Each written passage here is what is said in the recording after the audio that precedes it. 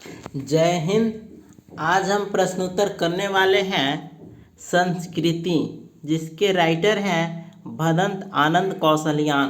तो क्लास 10 हिंदी क्षितिज भाग 2 का चैप्टर है 12। आइए प्रश्न अभ्यास से पहला प्रश्न देखिए।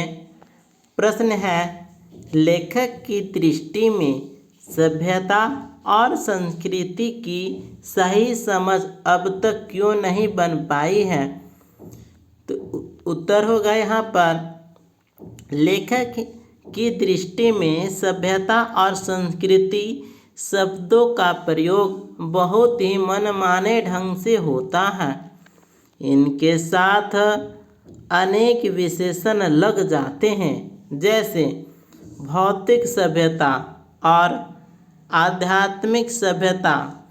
इन विशेषणों के कारण शब्दों का अर्थ बदलता रहता है और इन विशेषणों के कारण इन शब्दों की समझ और गड़बड़ा जाती है।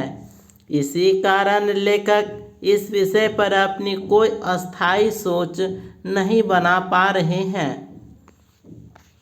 इसके बाद दूसरा प्रश्न है, आग की खोज एक बहुत बड़ी खोज क्यों नहीं मानी जाती है। इस खोज के पीछे रही प्रेरणा के मुख्य स्रोत क्या रहे होंगे। तो दूसरा का उत्तर होगा, आग की खोज मानव की सबसे बड़ी आवश्यकता की पूर्ति करती है। आग की खोज के पीछे अनेकों कारण हो सकते हैं। संभवतः आग की खोज का मुख्य कारण रोशनी की ज़रूरत, पेट की ज्वाला, ठंड या जानवरों से बचाव की रही होगी। अंधेरे में जब मनुष्य कुछ नहीं देख पा रहा था या ठंड से उसका बुरा हाल था, तब उसे आग की ज़रूरत महसूस हुई होगी।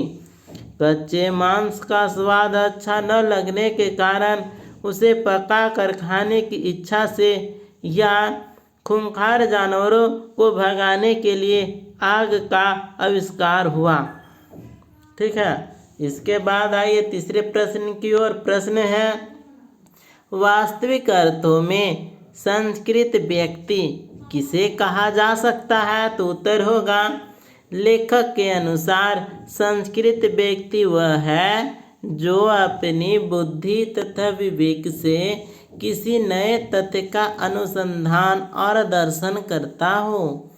जिस व्यक्ति में ऐसी बुद्धि तथा योग्यता जितनी अधिक मात्रा में होगी, वह व्यक्ति उतना ही अधिक संस्कृत होगा।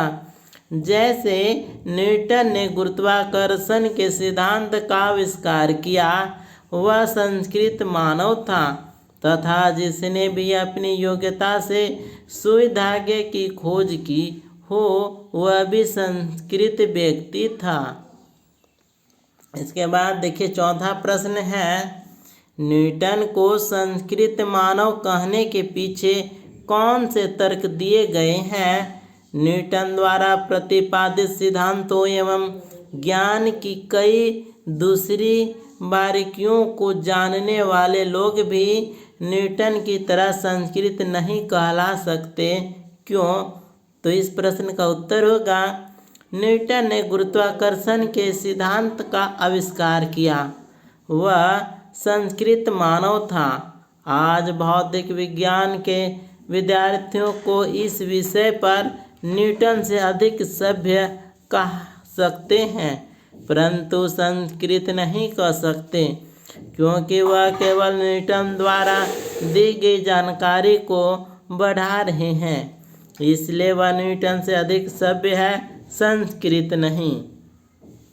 इसके बाद पांचवा प्रश्न देखिए, किन महत्वपूर्ण आवश्यकताओं की पूर्ति के लिए सुई धागे का आविष्कार हुआ होगा। तो पांचवा का उत्तर है, निम्न महत्वपूर्ण आवश्यकताओं की पूर्ति के लिए सुई धागे का आविष्कार हुआ होगा।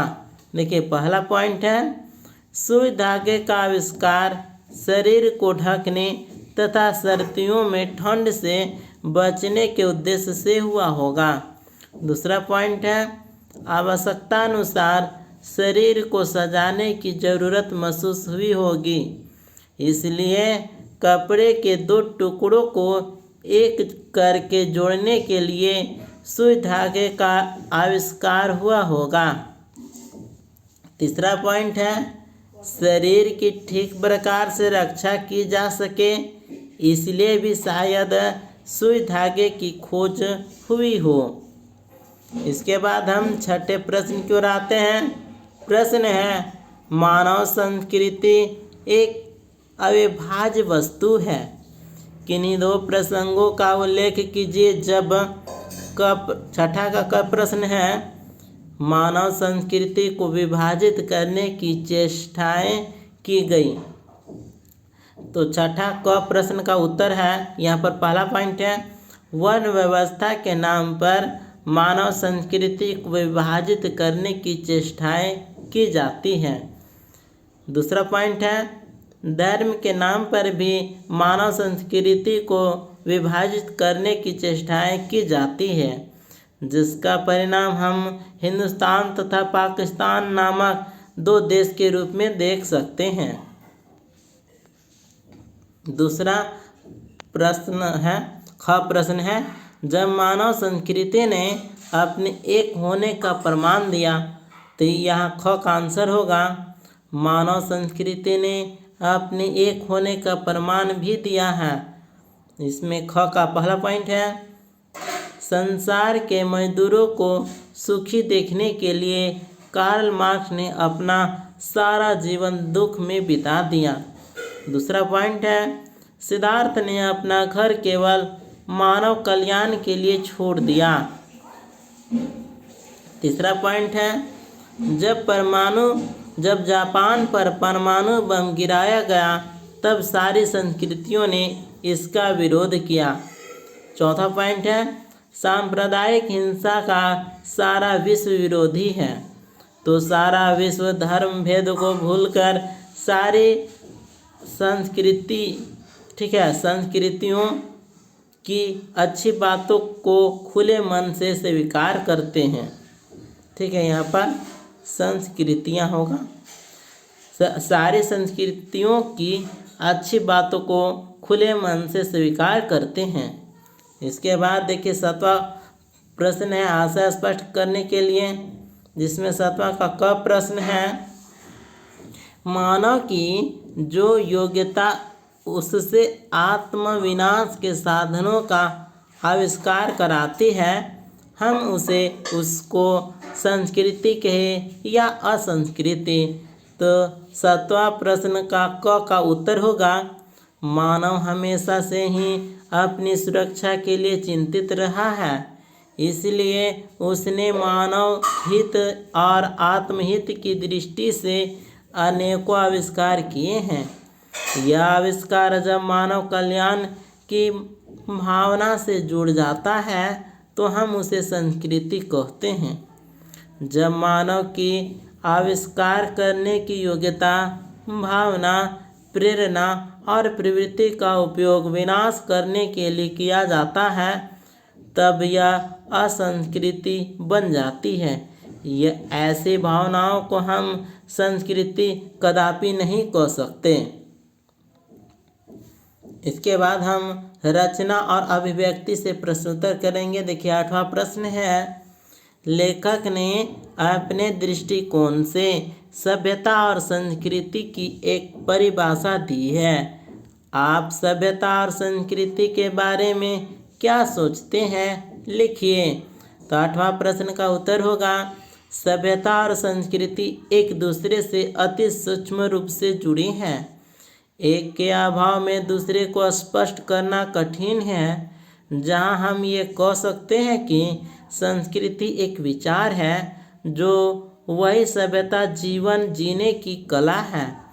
संस्कृति जीवन का चिंतन और कलात्मक सृजन है, जो जीवन को समृद्ध बनाती है तथा यहाँ पर तो है तथा मनुष्य के रहन सहन का तरीका सभ्यता के अंतर्गत आता है। इसके बाद नवा प्रश्न है, निम्नलिखित समासिक पदों का विग्रह करके समास का भेद भी लिखिए। तो यहाँ पर 9वां प्रश्न का उत्तर यहाँ पर है, इस तरफ है सो पद दिया हुआ है, इधर है सो विग्रह है, इसके बाद है समास दिया हुआ है। तो देखिए गलत सलत, इस पद का विग्रह होगा गलत ही गलत, और यह सो अव्ययी भाव समास है। महामानव पद का विग्रह होगा मानव, महान मानव, ठीक है, यह सो कर्मधारय समास है। हिंदू मुस्लिम, इस पद का विग्रह होगा हिंदू और मुस्लिम, और यह द्वंद्व समास है। सप्तर्षि पद का विग्रह होगा 7 ऋषियों का समूह, और यह सो द्विगु समास है। इसके आगे आत्मविनाश पद का विग्रह होगा स्वयं का विनाश, और यह सो तत्पुरुष समास है। इसके बाद है पद दलित पद का विग्रह होगा पद से दलित, और यह तत्पुरुष समास है। इसके आगे है यथोचित पद का विग्रह होगा जैसा उचित हो, और यह अवयवी भाव समास है।